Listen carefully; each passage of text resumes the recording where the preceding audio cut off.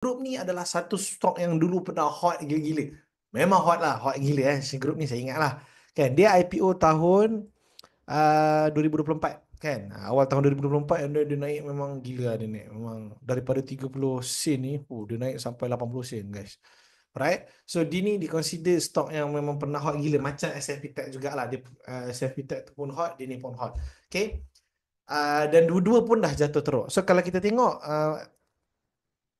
Asia Group ni, awal tahun ni dia main area 50 sen. Tadi SFE Tech 70 sen. Ni 50 sen lebih lah kalau kita ambil awal tahun, 50 sen lebih. So since dia pecah sini, support dia, dia jatuh, nampak? Dia jatuh jurnam macam mana.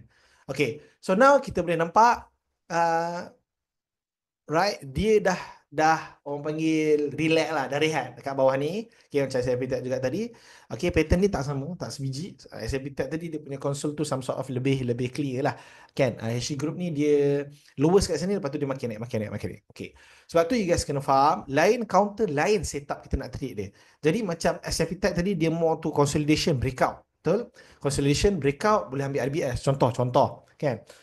HC Group ni mungkin bukan macam tu. Okay, macam mana kita nak tahu counter tu sesuai nak trade trend line ke tak? Nampak tak? Perasan tak HC Group ni? Okay, kalau kita tengok, dia buat high-high, high-low, high-high, high-low kan? Nampak kan? Clear kat sini. So, apa yang kita boleh buat adalah, first kita faham, right?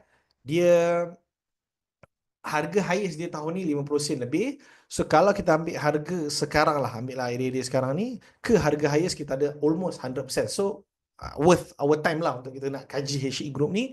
So jom kita cari dia punya support apa semua lah. Okay, so first kita boleh tengok, right, base dia dekat bawah, lowest dia dekat sini. Bukan base dia, lowest dia actually. Kita boleh ambil base, actually kita boleh ambil dekat sini lah. Right, atau base dia. And then dia ada resistance dekat sini. Okay, actually dia dah pecah dah 28 sen ni hari tu. Tapi dia masuk balik. Okay, alright. So, line, macam saya cakap tadi, line counter lain cara nak trade. Kadang-kadang ada certain stock ni dia tak sesuai trade breakout. Ni contoh false breakout lah. Dah pecah 28 sen, dah maintain atas 28 sen. Dah petanda genuine breakout, tapi lepas tu dia false breakout juga.